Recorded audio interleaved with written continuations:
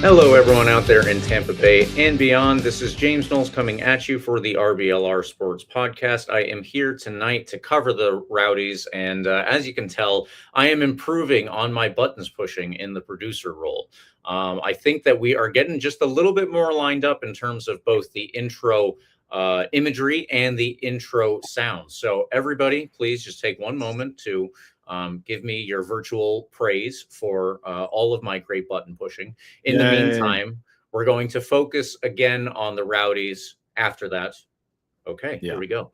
Carlos, how are you doing tonight? We are recording on Wednesday for anybody who is watching us live, and we will be putting this out on Thursday for anybody who is listening. So thank you for joining us whenever you are. Carlos, how's your Wednesday? James, I'm well. It is really freaking cold. My bike ride to work this morning was absolutely miserable. My bike ride home was worse. But I'm in one piece. And the Rowdies are in full preseason mode, and there's news, and there's preseason games, and there's things to talk about that can finally start going on FOP Mob and the lineup builder and putting together a Rowdies starting 11. And it's a fun time. I mean, there's a lot of things happening, James. You can tell us about what you were up to this morning in a second. You were exploring the soccer world, getting up to full swing here in down in Florida. Mm-hmm. There's a lot happening. I mean, it's that time of year when things really start to pick up and teams are starting to, get back out on the field and run the training sessions.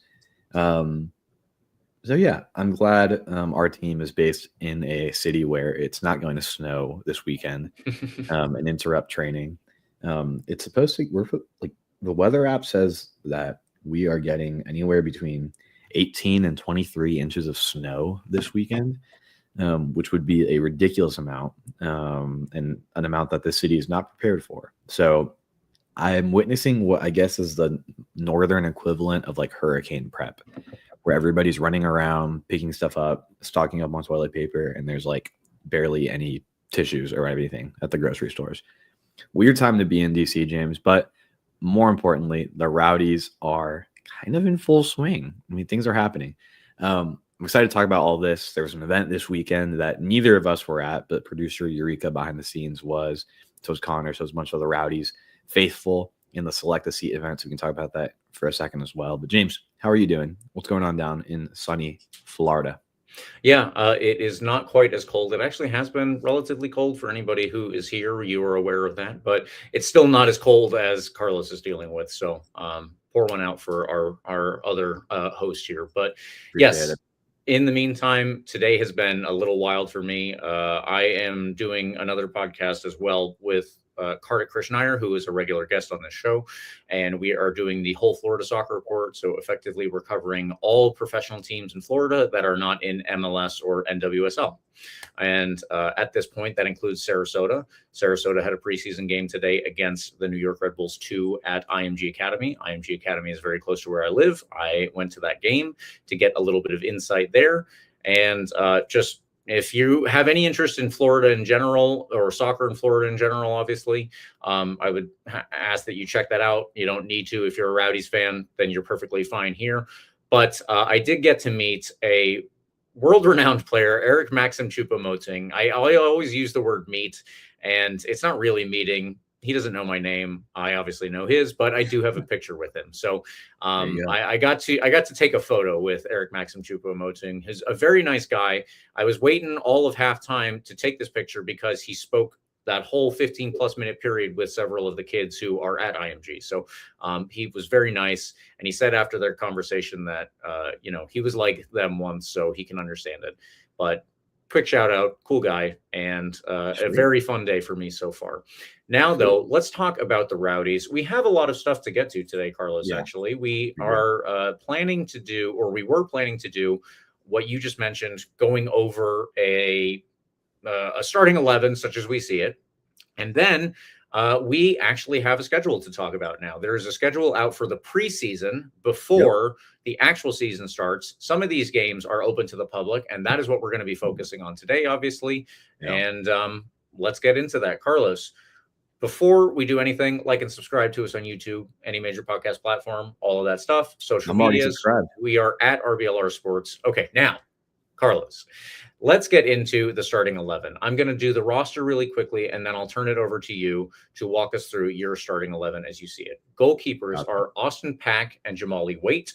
Defenders are Leland Archer, Dion Akoff, Nathan Dos Santos, Yanni Lehrman, Gianni Nigro, Charlie Ostrom, Lawrence Wyke. Midfielders, Luis Alvarez, Sebastian Cruz, Pedro Dolabella, Lewis Hilton, Alex Mendez, Marco Micheletto, Louis Perez, Max Schneider, and forwards, Russell Cicerone, Evan Conway, Carson Henderlong, Andrew Mustali, and MD Myers. That is our roster. I said Gianni Nigro, it's Gennaro Nigro. But other than that, I got through just about all of it. So, Carlos, what is your starting 11? Or your whole starting 11? This is what I'm going to put asterisks around this entire starting 11 because this is what I'm feeling right now. We'll obviously go through the preseason. We'll see the games. We'll see how the guys are looking on the field. I wasn't there this weekend. I couldn't give you the exact summary of how everything went, but Eureka let us know it was a lot of fast-paced action. So I'm thinking a lot of speed in this lineup, of course. I'll walk you through what I have here. A lot of new names, obviously. And we'll get to chatting with some of them over the course of the next several weeks. We'll throw out the feelers, try to get some guys on here for the interviews and kind of get to know some of these new guys, James, that are going to make up the squad. It's about that time. It's about that time where we should start throwing out some feelers and chatting with some of the guys, seeing how they're feeling, seeing how they're adapting. But here, in short, is how I'm imagining this starting 11. I'm running with a 3-5-2 situation, kind of similar to what we've been doing for the last several years. It looks like Dom wants to keep running with that. So I'm going to assume we keep that formation. And in goal, I'm throwing in Jamali Waite as our starting keeper. I think he wins the starting job over Austin Pack, who seems to be a very proven goalkeeper himself. But I think Waite just has a certain pedigree right now to be the starter for sure over him. I'd put money on that one. That one seems comfortable. I'm pretty comfortable in the back line with these picks too, James. I'm going to put Dos Santos at that left center back spot where we've had Guillen for so long, and pair him up with Leland Archer, his Charleston Battery counterpart from the last few years, his center back spot. And then out in that right center back, I'm throwing in Lehrman, Yanni Lehrman. Seems to be that he's the most kind of explicit, direct, outright, center back player for that role. But I wouldn't be surprised if we keep running with Lawrence Wyke there as well. I think that's going to be an interesting one to look out for. I think Lawrence Wyke, if he's clearly sticking around with the Rowdies at the moment, and he played that position rather serviceably for most of last year, I think we could see Wyke compete with Lehrman for that starting spot. But I'm going to throw Lehrman in as a starter for now. This right side is going to be kind of interesting, as we'll talk about here in the midfield in a second. Working my way from left to right in the midfield, starting with the left wing back. I'm throwing in Charlie Ostrom as the starting left wing back here. I think he just looks to be a little bit more explosive, kind of have the offensive pedigree that, the Union Omaha boys are trying to bring over here and throw in some goals, whatever. He is not one of those guys, but has that explosive left foot and likes to get downfield, and obviously had a really big breakout year last year. So it seems like to me he's in a great position early on in his career to continue to break out and make a name for himself on that left side. I think he wins a starting job at the left wing back spot, but obviously we're keeping an eye out for Nigro as well. I think Nigro is going to be the depth piece coming in for Ostrom for now. In the middle, James, there's so much talent that this is going to be a really tricky area for, I think, me obviously to figure this out, but of course Dominic Casciato, right? There's a lot of talent here. There's a lot of offensive firepower. I'm going to work my way left to right here in the middle. So the middle three, I have Micheletto in the left. I have Dolabella as our kind of starting attacking midfielder, playing like the Luis Alvarez role from last year. I think Dolabella is kind of known for that attacking prowess. And, he's a big guy. He can get into the box and win a header every once in a while as well. I think he'd be great starting there. And then I'm keeping Lewis Hilton in the center midfield as well for now. I think he's a veteran player. I know he's a veteran player. He knows the squad very well. He's been an anchor in the midfield for several years for the Rowdies at this point. I think there's value in keeping him in if he can continue to keep up with the pace of play and continue to, at the level he has been for the last several years. I don't see a reason to knock him out now. Now, of course, like I said, I'm caveating everything. I'm hedging my bets here. With the rest of preseason, I'm really fascinated by Schneider in that spot. Schneider looks to be in really interesting position to maybe fight with Hilton for that starting spot. I think Schneider's a really interesting talent in the defensive midfield. It seems to be, based on all the words that Dominic Asciato said about him, a dog in the midfield, hunting down the balls, tracking back, making sure all the lanes are clogged up. It seems to be, if we want to run with a younger lineup, that Schneider could be the option here. But for now, I'm going to start with Hilton. Just continue the veteran pedigree. We'll see how it rolls out over the next few weeks. And then outright is the side we've talked about for quite a while this preseason. We're trying to see kind of how that starts to shape out. We had our first explicit right wing back kind of guy that we signed last week with Akoff. I'm throwing him in as a starter for now. Akoff is a starter at the right wing back spot for me. He seems to be, by the accounts we've heard this weekend, at the select to see inter-squad scrimmage, explosive, quick, despite his later on in career age. He seems to have plenty of soccer left to give at the moment and seems to be doing quite well. So again, I'm curious to see what the backup option is. If we say, for all intents and purposes, that Akoff is the for sure starter, who do you put behind him? Who comes in at the right wing back spot as like depth piece? I'm not entirely sure. I think there's a world where we know Dolabella has played in the wing many times in his career over the last several seasons. He's very explicitly a left-footed guy. I'm not sure if he'd be super comfortable out there, but he's played in the wingback role before. I think he'd be an option to throw out there. Maybe you throw Ostrom to the right side and put Dolabella on the side he's more comfortable with on the left side. Maybe. You have a lot of options in the midfield, so I don't think we're at a lack of options in the midfield, but in the center mid. On the right side, there's a few things you could do, but we'll have to shift some things around. For now, I'm going to put Akoff in there, but we'll see how that shapes out. And up top, I think this one's a little more straightforward. MD Myers, obviously a best attacker in the league, surefire starter for me. Yeah. And you have plenty of talent in the other three strikers in Conway and Cicerone. But I think Henderlong probably gets the start at the end of preseason because he has been on fire last year with Naples. He's obviously younger. He has a lot to prove. I think that he has a good preseason, and by the end of the preseason, we're looking at MD Myers and Carson Henderlong front two. Cicerone's a great shout, obviously. I think the easy one for me is that Conway is probably not going to be the starter here. I think Cicerone is in contention, obviously. Incredible pedigree, incredible talent over the last several years in the USL.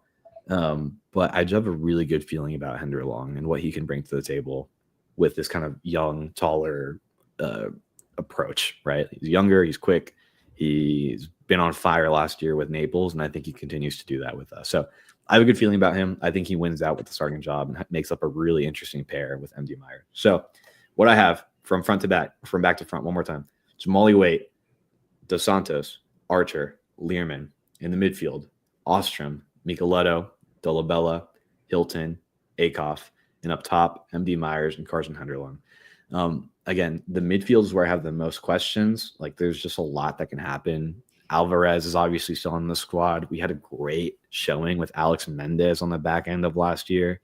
We haven't talked about him a ton. He played really, really great soccer. I think Dolabella is going to be a fascinating piece because he can move around a bit. If we need him to play on the wing, he will. And there's plenty of guys that can play that attacking midfield role, like Alvarez. I think more specifically, I'm thinking about Alex Mendez as well. Micheletto can be more of an attacking guy. You can slot in Schneider. Like, there's a lot of options in the midfield. This is what I'm rolling with for now. I'm not sure I'm 100% comfortable with it, like putting my money on this if I had to. I think the next few weeks of preseason, we can start to get some bits and pieces about what things are shaping out as. James, that's my long-winded way of giving you my starting 11. Initial reactions, thoughts, and then I want to hear yours. Yours is a 3-5-2. Yeah. I mean, first of all, the thing that I want to say is you're bold in the attack. I was not necessarily going to go with Carson Henderlong, but you have some faith in him. So I mean, I obviously like where that's headed. But generally, I agree. First of all, in the formation, I don't think the only other option that we can tell based on our coach's prior leanings is a 3-4-3. It's a 3-5-2, 3-4-3, which depending on your personnel is basically the same thing, right? Yeah. Somebody who is in the 5 could easily become a part of an attacking 3. So that's kind of a wash. But I really don't differ too much from you there. And there are one or two places that I will harp on, and I'm going to cheat one little bit when we get through it, but we'll see when we get there. All right. So I really don't disagree with you too much, and I'm tending to lean towards a lot of the same things here. So let's start with mine. It's going to be again 3-5-2, 3-4-3, effectively the same thing, depending on who's out there. Goalkeeper Jamali Waite. The only instance in which he's not going to be our starting goalkeeper is if he's injured or is if he's away with Jamaica, because he might be away with Jamaica for extended periods. We don't know exactly how that's going to work out at this time. All of the teams that are involved in the World Cup qualifiers at this stage are doing extra rounds of recruitment of potential dual national players, and that includes New Caledonia. They brought in a player who is based in Saudi, but a dual national with France, and so they're all trying to beef up their squads for possibly 2 games to get them into the World Cup, and obviously you should do everything you can there. Yeah. So back to it, Jamali Waite, starting goalkeeper for sure. Yep. Defensive unit. Mine is not that different from yours. I'm going to go with Nathan Dos Santos as the left-sided player. I think that just makes sense.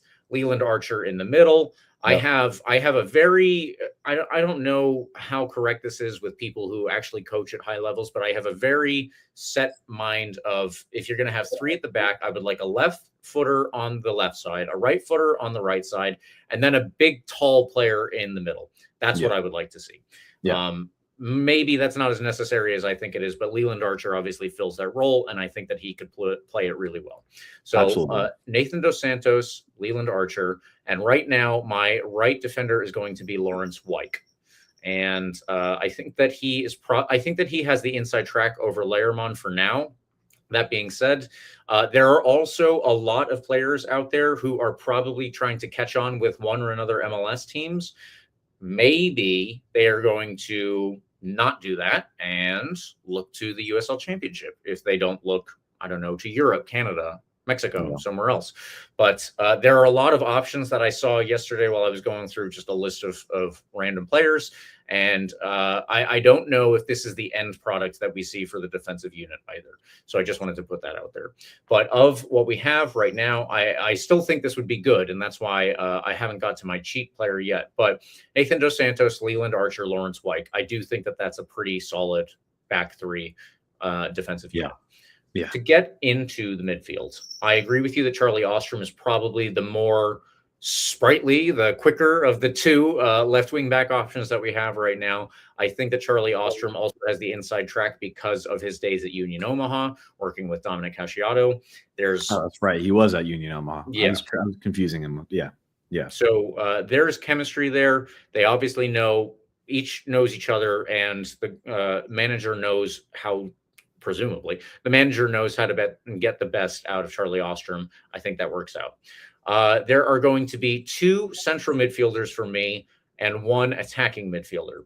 The 2 central midfielders for me are going to be Dolabella and Hilton, so not that far off of what you did. And Alex Mendez is going to be my attacking midfielder.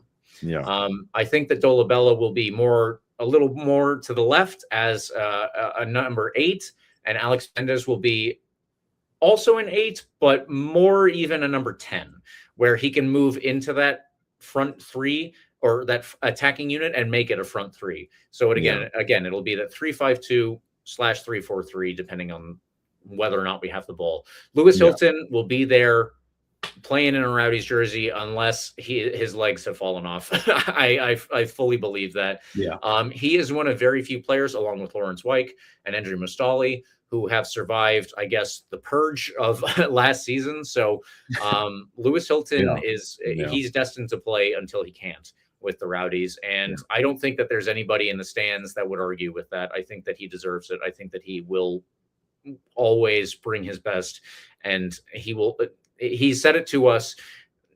Maybe there have been times in the past where he's seen players who were thought that the Rowdies were lucky to have them instead of players being lucky to be on the Rowdies. We don't have any names because why would you do that to your teammate? I think that that's fair.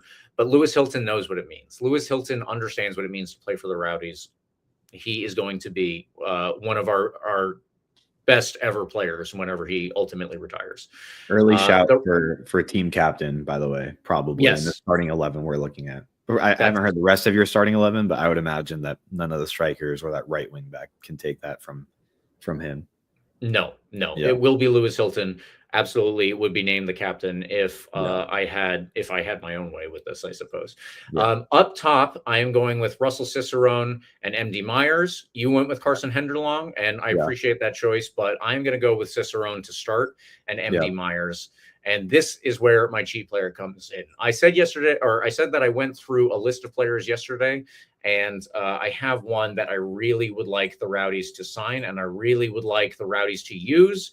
He is an MLS level right back / right wing back. He is originally from Florida, although I will point out for anyone who bothers to look it up, he's from Orlando, and he has played for Orlando City B, I think, on literally a handful of occasions. Yeah. I would like the route, and I don't know what the Rowdies are doing for this position, but I'm just going to put it out there. If we never did a wish list, actually, so this kind of operates. We that didn't way. have time. They just threw signings at us all off season.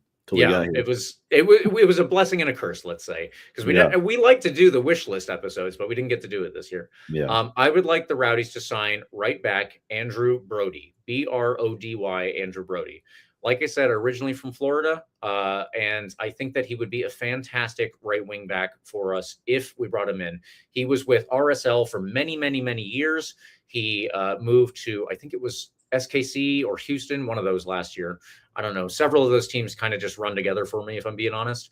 Yeah. And he didn't have as many appearances. He's 30 years old now. I think that this is the perfect time to take a step down in level. Just think of how we had so much success last year with Paul Marie, who is also generally a right wing back. So if we can't go out and get Paul Marie, which so far we haven't, I would like us to sign a Floridian. And I think Andrew Brody would be a really good addition to this team. So I'm going to cheat there, and I'm going to throw Andrew Brody in as the starting right wing back.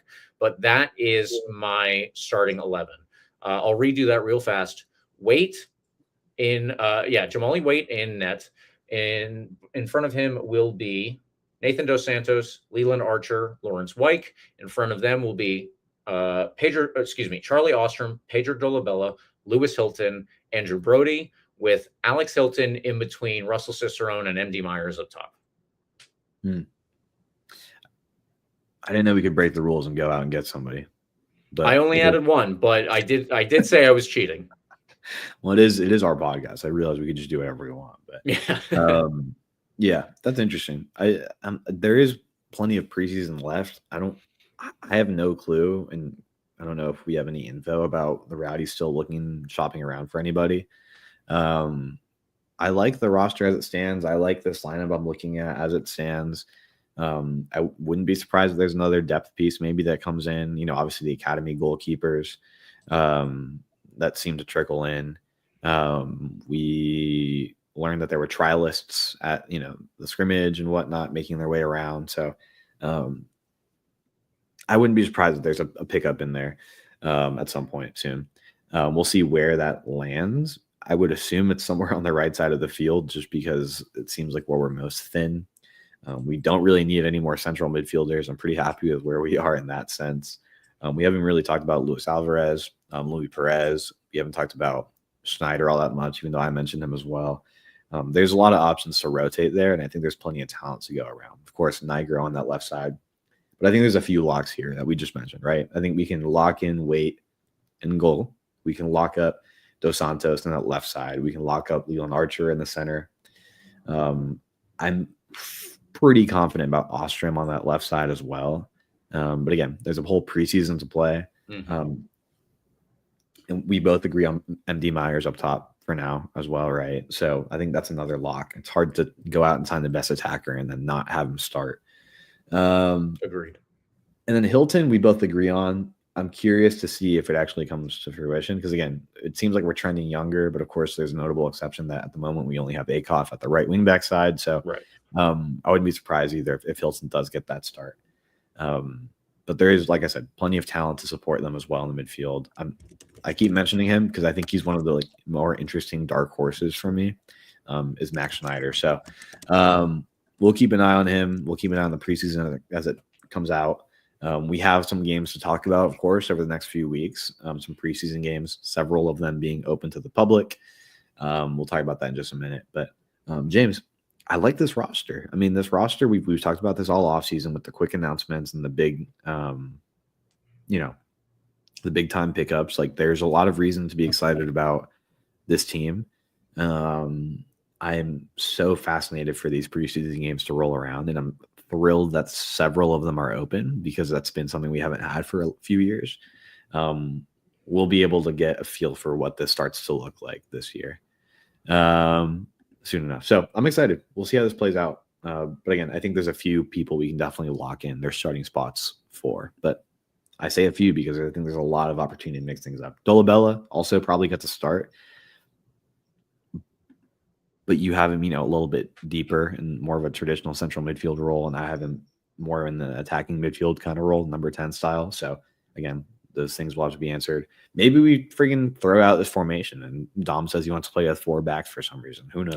I'm sure that we'll like morph into that at some point, but I hope it's under better circumstances than nothing's working, so we just got to try this. So we'll see. But I like where this stands, and I think we have a lot of potential here just with the roster I'm looking, or the starting 11 I'm looking at on my screen. I like the starting 11 you threw out there. But again, I have a good feeling about Hendry Long this preseason. Truly, I think there's a lot to be excited about with him. Okay, James, anything else on the starting 11s on the roster as it stands before we just quickly mention some of the preseason games we learned about this weekend? No, I like where we are, and I'm ready to go. Let's get the Rowdies to sign more Floridian players. That's the only thing that I'll throw out there. Yeah. Okay. James, let's quickly mention the preseason schedule as it stands because we talked about some of these games last week.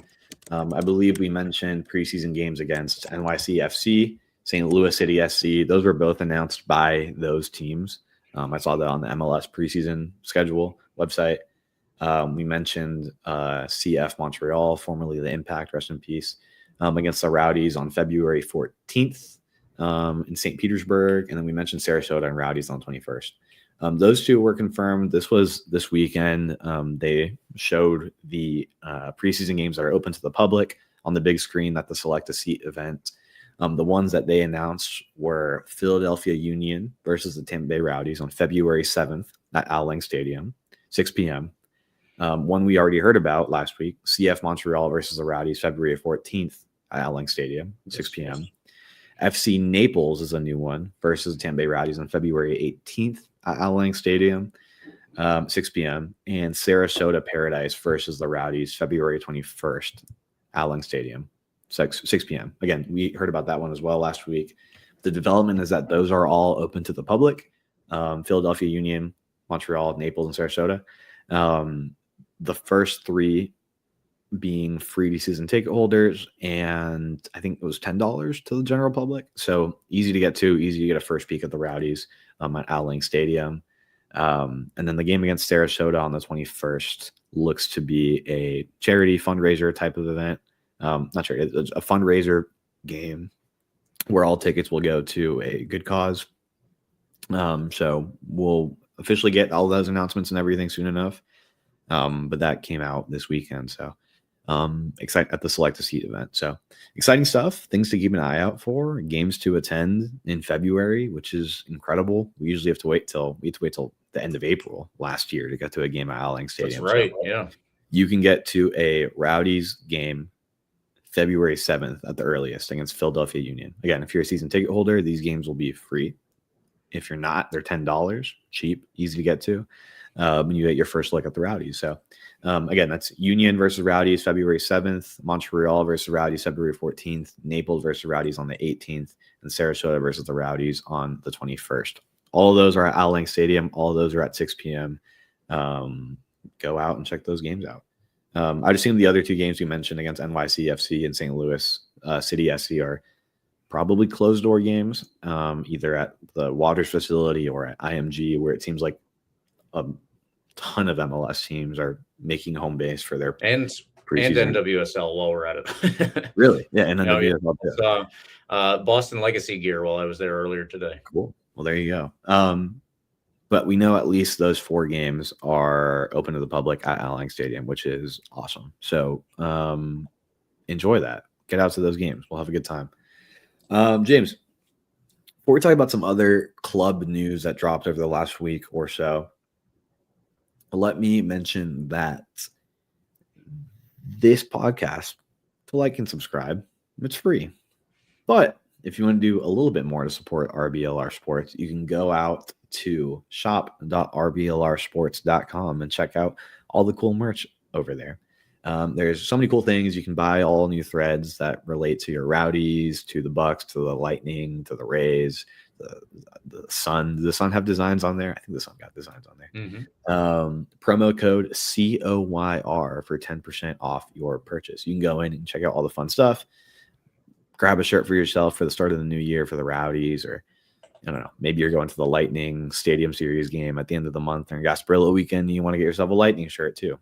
Everything's over there. Shop.rblrsports.com. Again, use code COYR for 10% off your order. Okay, James, we talked about lineup. We talked about the team as it stands. I'm excited. We'll hear about if there's any news player related over the next couple of weeks before the season actually kicks off. Excited to get out to Al Lang if you're down there. I wish I could be at all these preseason games, honestly. But there is also some other news in the world of the Rowdies. James, do you want to tell us what's been going on over the last 7 days? I think the first bit dropped the day after we recorded this podcast last week, so we missed out on it. Yeah, unfortunately, that does happen. I'm in the RBLR Sun Discord chat, and you'd be surprised how many times that has happened for the Sun as well. Let's get into the stuff that dropped for the assistant coaches for the Rowdies. So Steve Coleman has left the club. Now, I would like to take some more time after this week to talk about kind of the legacy of Steve Coleman at the club. I don't think that we have enough time necessarily to do that today. So we'll talk a little bit more about this, and then we'll have a full segment dedicated to his tenure. Probably next week, if we have, provided there are no other things that get in the way. If not, then we can push it. But we definitely are going to do that at some point. He has left the club, though. I think that it was a tough period for Coleman when he came in. He obviously came in during a huge transition for the whole club overall, going from Neil Collins to Robbie Nielsen. And when Robbie Nielsen left, then Steve Coleman was there and kind of left to pick up the pieces. But the pieces were hard to pick up. I don't think that can even come down necessarily to Steve Coleman as a manager.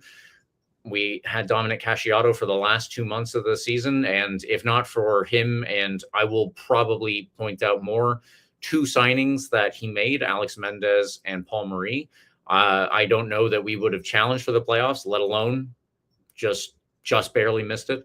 So it's hard to know exactly what everything is going on in the locker room and how much that impacts the play on the field.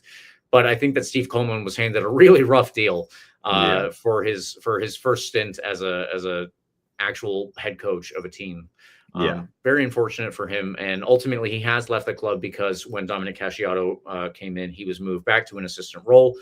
But Dominic Casciato wanted to bring in his own guys. So, Carlos, I'm just going to announce these guys, and then I'll turn it over to you to give your opinion on Steve Coleman's tenure as well. And then we can focus on the 2 new assistants. So Steve Coleman has been replaced as an assistant by Ladule Lako Losara and Andrew Fox. The former of those, Lako Losara, he was another assistant manager at Union Omaha under Dominic Casciato. Hey, go figure. Not too surprising that he's bringing in one of his guys. I think that all of us could have expected that something like this would happen. And he's a very interesting guy. He's originally from California with parents from, I believe, South Sudan, played for South Sudan internationally a couple of times, and generally bounced around the U.S. lower leagues for a little bit, playing in other countries around the world as well. So, cool background story. I would like to speak with him a little bit more and get more into that. We'll see if we have a chance to do that over the course of this summer. this upcoming summer. Andrew Fox is coming in. This will be his first role as a coach in any level. He was previously playing in the USL Championship, most notably for El Paso, I believe. He was a left back there, and he has recently retired at 33 years old, younger than me. Oh boy. He has taken over as an assistant coach for the Tampa Bay Rowdies. So, congratulations to Lacolo Sora on joining his former manager, Dominic Casciato, and congratulations to Andrew Fox on his first assistant coaching role.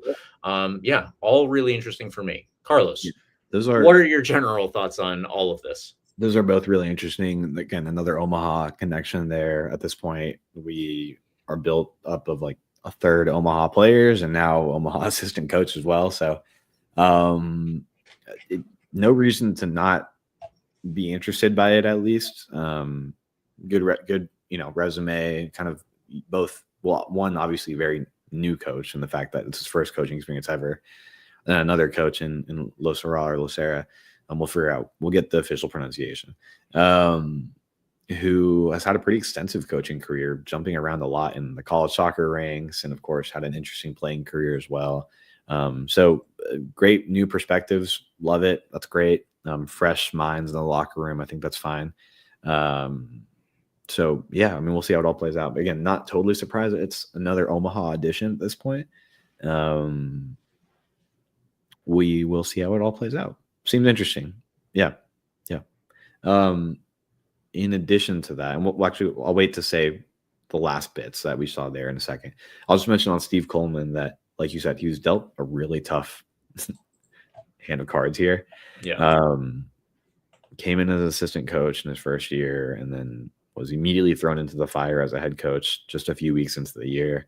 Really, really tough situation to be in. It's hard to bounce back from that. Like truly, it's hard to like figure out how to save a season with those cards. And I think it's really interesting. I mean, who knows how this would have played out had Dominic Casciato never entered the picture here.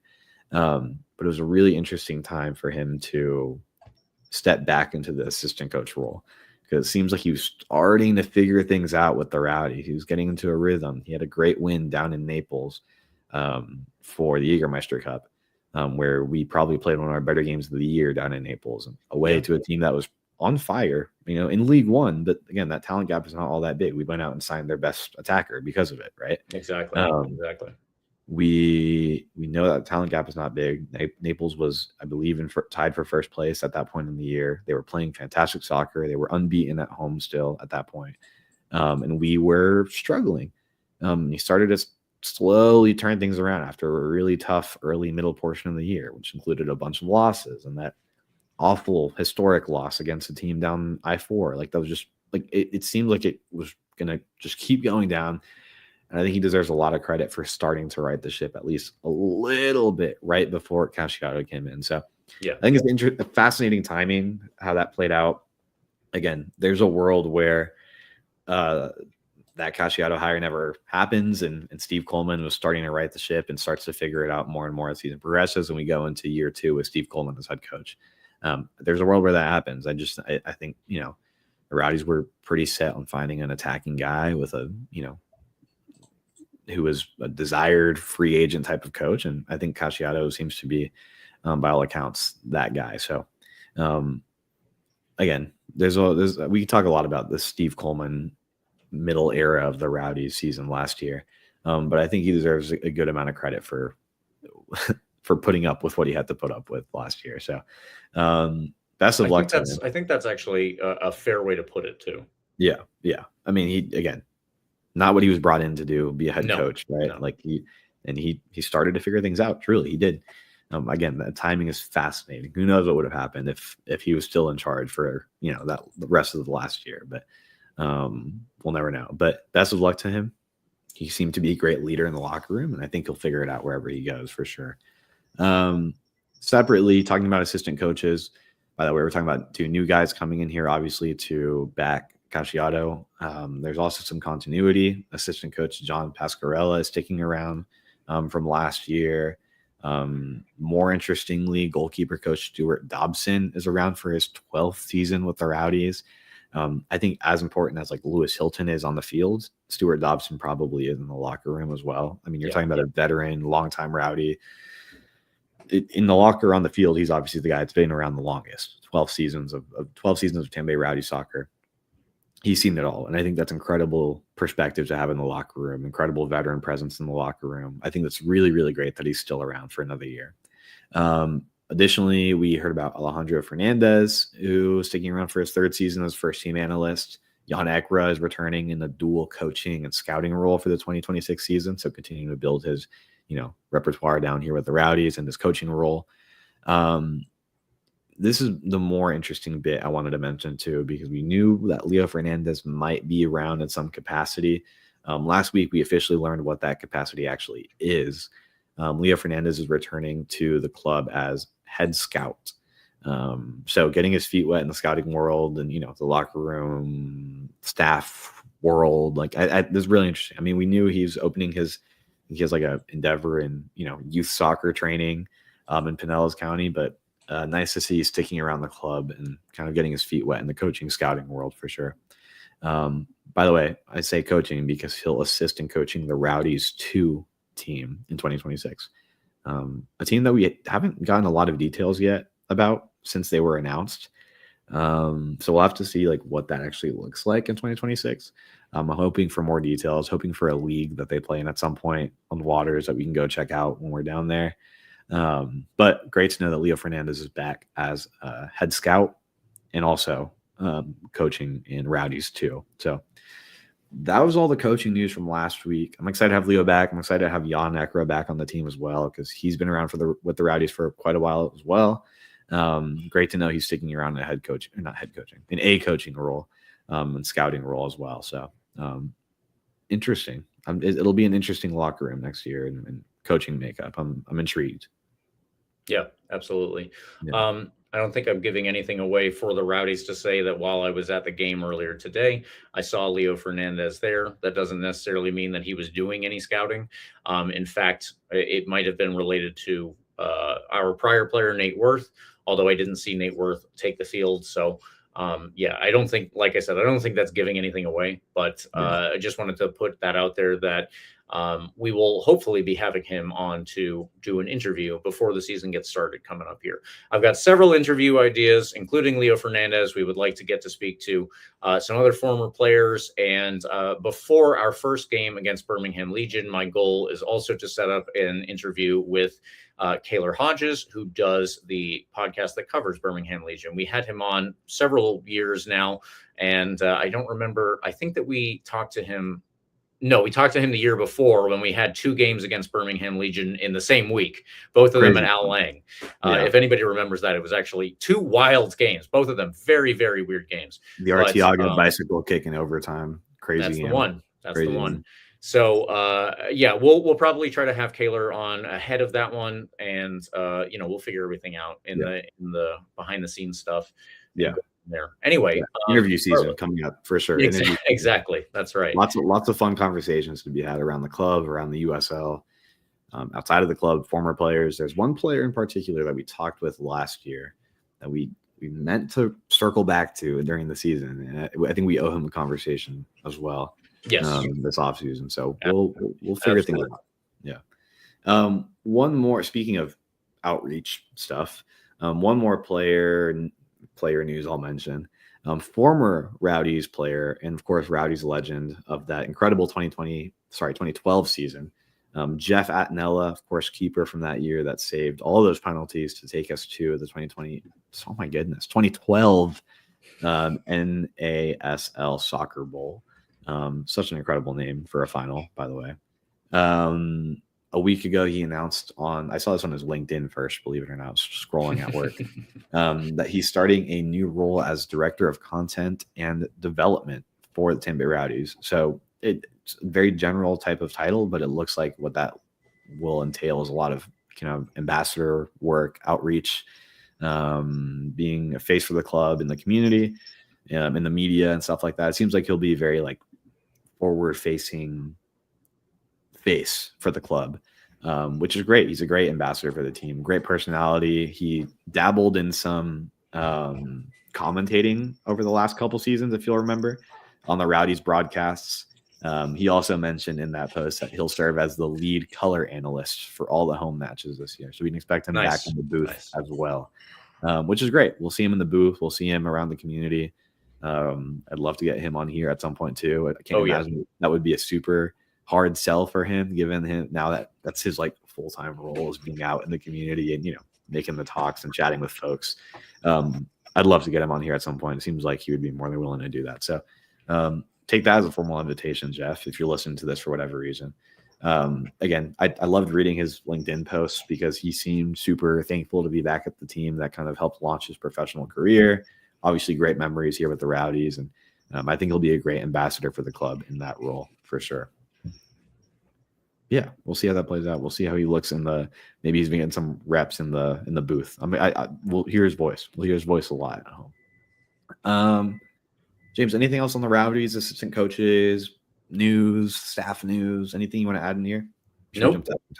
I think that we're ready for extra time because there are a couple of things. Actually, the last one is the most directly related to the Rowdies. It's not directly, but it is very indirectly closely related to the Rowdies. I think we start with that one. I think Go that's for it. the most important bit here. I'm just going to throw this in right off the rip because this was announced yesterday that the Hillsborough Community College Board approved the initial Rays Stadium deal, design, whatever you want to call it, which would include a massive redevelopment of that area right next to the Buccaneers Stadium. I see a lot of people referring to it as Hillsborough College. I've always only ever heard it as Hillsborough Community College. So HCC. HCC. Yeah. I don't know. But like all the articles, like the NBA Times keeps referring to it as Hillsborough College. Eureka in the background says that it's been officially renamed, which is news to me. So HC doesn't really roll off the tongue though. Whatever. Hillsborough College, I guess, approved that deal, the board. So it's the first step in a long series of steps, and now the hard work of finding the money to actually build that stadium begins. Public money, private money, new owners, right? It'll be a massive undertaking, which includes kind of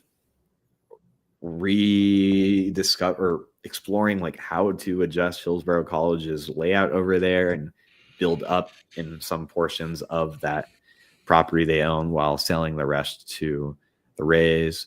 It's fascinating. I hope it doesn't interrupt. I mean, naturally it will. I think Hillsborough College is a great school in the community. So I hope it, continues to operate at its normal pace.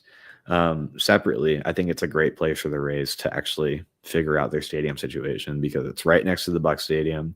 I think it's great to have like a sports kind of complex in the area. And I think their attendance issues get solved by being around more people in Tampa, but don't tell the St. Petersburg folks that I said that if anybody's listening to this. I will say that this obviously, we're talking about this because in some way it'll affect the Rowdies.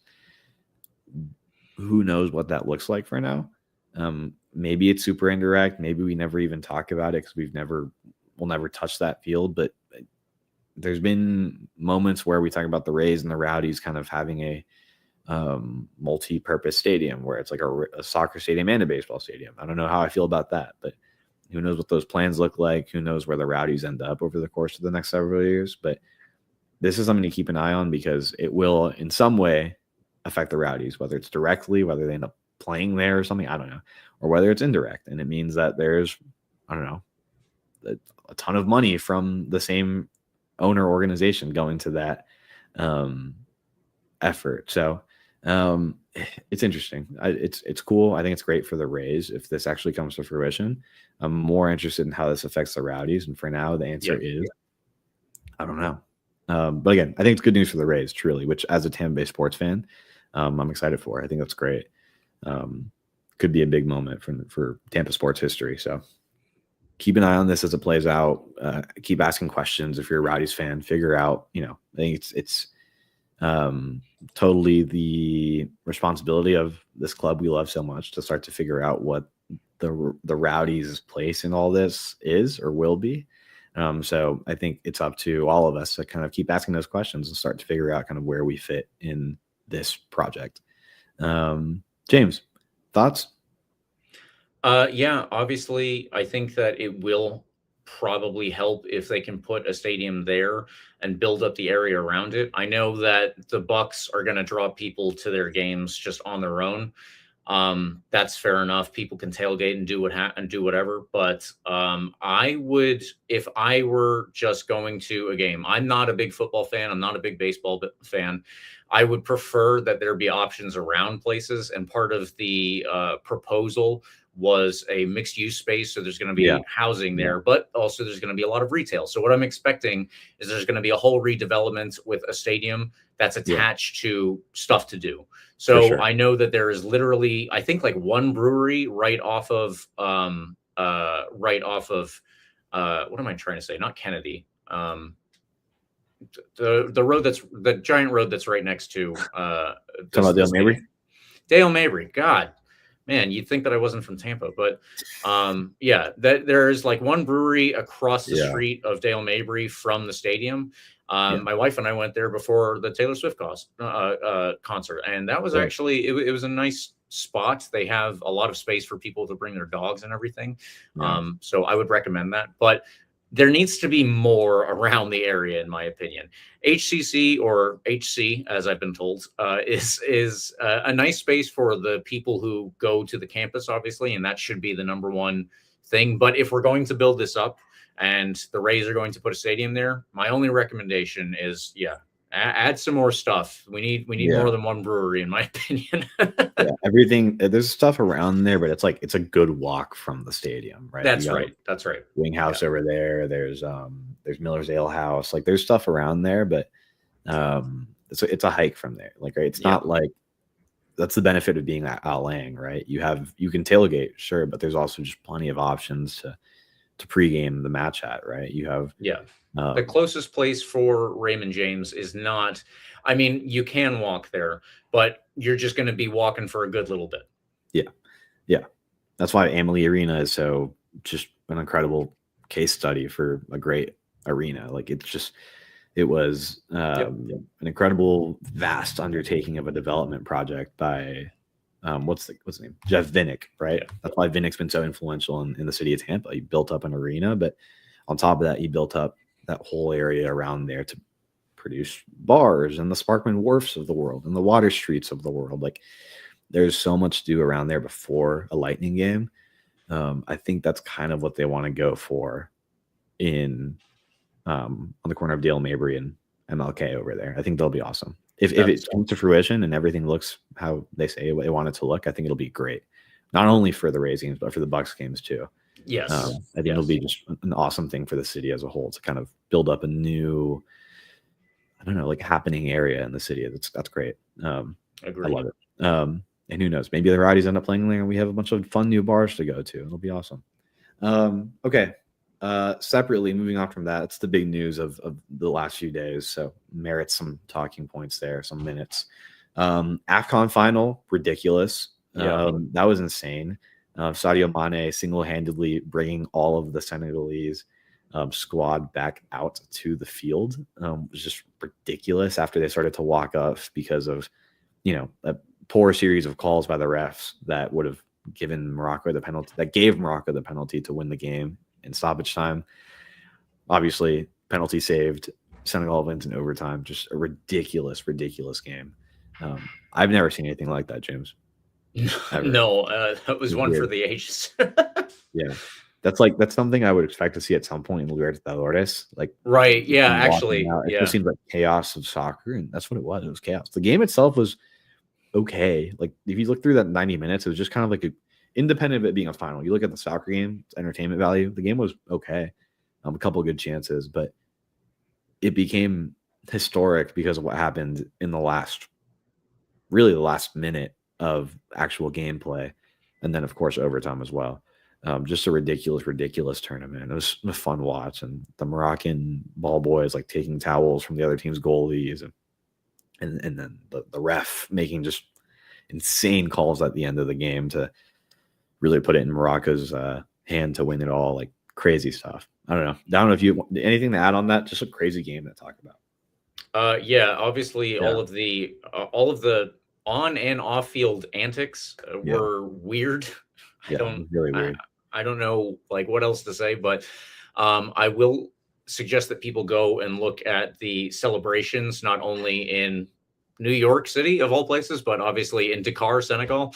Yeah, After the game, and then the parade that followed everything is so cool. yeah, They had an open top bus like a lot of teams do, and they were going through what I'm assuming is the main highway into Dakar. So yeah, it was fantastic. But there are also some pretty cool videos of Senegalese people in New York City celebrating. So yeah. yeah, celebrations after big wins, celebrations. That's like one of the coolest things that I think there is about social media. It's actually Oh yeah, one of seeing the everything. best things that I get from it. So yeah, Yeah, I'll just throw that out there for sure. for sure. Yeah, good watch for sure. I was in Brooklyn when watching the game when it happened, and it was just made for a really interesting atmosphere. Obviously, with a bunch of Senegalese people and Moroccans. So good game. Congrats to Senegal. Good time.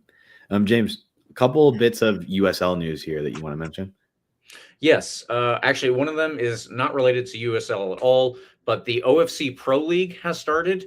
Anybody Mhm. who's unaware, OFC is the Oceania Football Confederation. So this is New Zealand and all of the island countries in the Pacific Ocean. It is the only place across many FIFA domains that has not really had a professional league. Even the professional teams in New Zealand played in the A League, which of course Yeah, is Australia. yeah. So this is the first ever professional league that is that constitutes New Zealand as part of it, and all of the other countries that are taking part. So that's Tahiti, Fiji, Vanuatu, and I'm already forgetting some. Papua New Guinea. Yeah. There is a team from Australia, so it's very weird, but it's very fun. It's on FIFA Plus, so it is free to access. I Ooh. don't know if you even have to log in, but create a login and then you can watch anything on FIFA Plus. Yeah. Most of the games are late at night, so they're harder for us, but a lot of them start at 9 p.m. our time. So just Hmm. keep that in mind. If you would like to catch some very interesting soccer and some historic soccer, it's actually really cool. Niue is this tiny island country of 2,000 people, and the first two ever professional players with Niuean heritage, who are actually both New Zealanders, started in this game between Auckland and South Island United. So that was just a little bit of history there. The first ever professional Niuean players. Just wanted to throw that out there. I'm sure there's some soccer sicko listening that was unaware and should be made aware. The last thing that I It's wanted pretty to cool. point out: Loudoun United signed two defenders. Now, normally I wouldn't just be like, oh, whatever, Loudoun United, they signed players. These are Yeah. players that we could have signed, and I think that we should have. Noah Adnan is originally a player from, I think, Maryland, but he went to Stanford. He was drafted into MLS, didn't get a ton of playing time there. And now he's going to be, I think, a very good USL level defender. The other one, though, Sal Mazzaferro, if that sounds familiar to anybody, USF defender. He was Hmm. also drafted into MLS, did not play a lot there, and was with Austin 2 for two Yeah. or 3 years, just racking up appearances and experience. So unfortunately, those are two players. We've talked about other USL signings. I wanted to throw this one out there because this is the type of defender that the Rowdies could also be pursuing. This is the kind of player in general that the Rowdies could be pursuing. Somebody who was drafted into MLS, not quite at the level, but still there. So as we Local talked about ties. earlier, Carlos, you mentioned this, Yeah. there's plenty of time for other players to come in, and I hope that we kind of pursue this mold. Noah Adnan and maybe some USF players like Salomon Zafaro. Yeah. For sure. Yeah, I love the local ties. It's always good to have those connections. Cool. Good pod, James. Good work. We're at just over an hour, so I think we hit our mark here to start to wrap things up. Follow us at RBLR Sports on Instagram, Twitter, TikTok, Facebook, Threads, everywhere social media exists. We probably have an account there. At RBLR Rowdies, by the way, on Twitter and Instagram and Threads as well. You can follow me at Carlos TPA10. James, where can folks follow you? People can follow me at RBLR James K. And always use hashtag AskRBLR. Throw in a comment, a question, a concern, a criticism about one of our appearances or our beards that I haven't trimmed in a while. It's looking scraggy. And of course, like and subscribe to this podcast wherever you get your podcasts too. Apple, Google, Spotify, iHeartRadio, and of course, YouTube, where you can see our lovely faces. Subscribe to us, drop a like, all the things. And check out shop.rblersports.com. James, we're in preseason. Come on, you Rowdies. Come on, you Rowdies.